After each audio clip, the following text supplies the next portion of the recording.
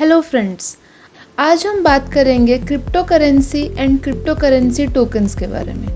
जी हाँ दोस्तों, crypto currency and crypto currency tokens एक दूसरे से बहुत अलग हैं।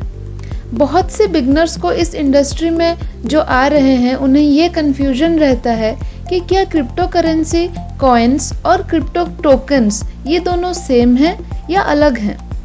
बहुतों को ये डाउट रहता है कि क्रिप्टो करेंसी और क्रिप्टो टोकन्स पे क्या ट्रस्ट किया जा सकता है।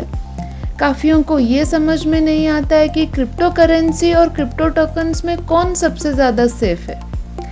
इन सब प्रॉब्लम्स को समझने के लिए हमको ये समझना होगा कि crypto currency and crypto currency tokens दोनों अलग चीज़ हैं। चलिए इन सब डाउट्स को दूर करते हैं हमारे आज के इस वीडियो में। दोस्तों, सबसे पहले चलते हैं इन क्रिप्टो कॉइन्स को समझने के लिए।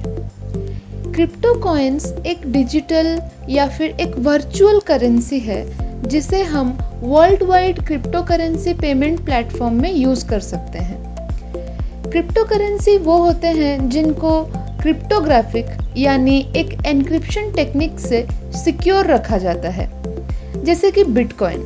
बिटकॉइन एक क्रिप्टो करेंसी है जिसकी ट्रांजैक्शन एक पब्लिक लेजर में होती है।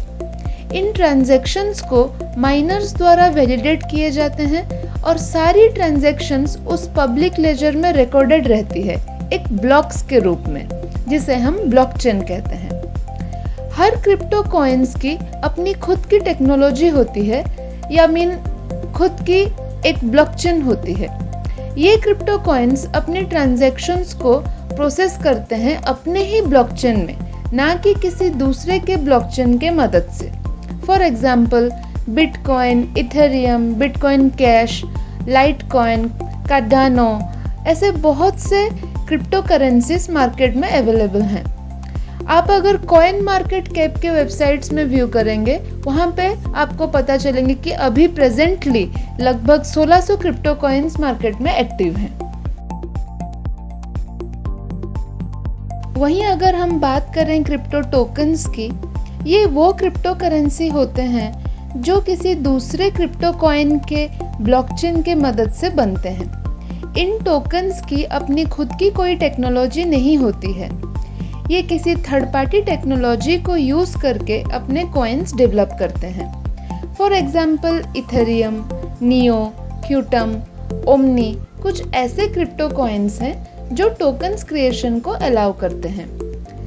जैसे कि इथेरियम के ब्लॉकचेन में यूज हुए स्मार्ट प्रोग्राम के मदद से जो टोकन्स बनते हैं वो इथेरियम के प्रोग्रामिंग और ब्लॉकचेन पर काम कर सकते हैं। जैसे इथेरियम एक प्लेटफॉर्म होता है, ईथर इसकी गैस होती है जो आपके टोकन को सेंड करने के लिए काम करती है। For example Tron token, EOS token, ये ऐसे टोकन्स हैं जो इथेरियम के ब्लॉकचेन के बेस्ड हैं। वैसे वीचेन, टीथर, ओमनी के ब्लॉकचेन पे बेस्ड हैं। ओंटोलॉजी नियो के ब्लॉकचेन पे बेस्ड हैं। टोकन्स को क्रिएट करना कॉइन्स के क्रिएट करने से काफ़ी आसान है।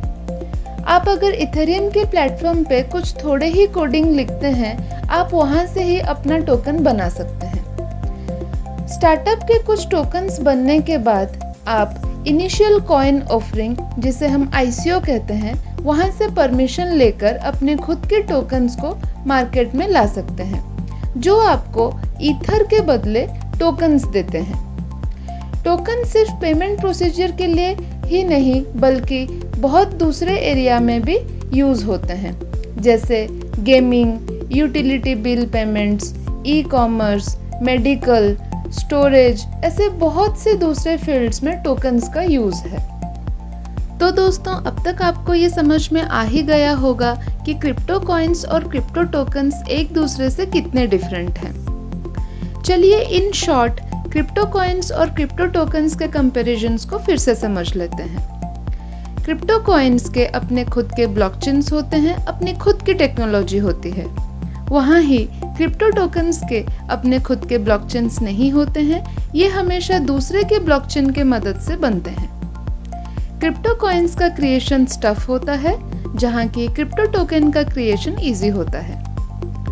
क्रिप्टो कॉइन्स माइनर्स के हेल्प से कभी भी माइन किए जा सकते हैं, वहाँ ही क्रिप्टो टोकन कभी भी माइन नहीं किए जा सकते।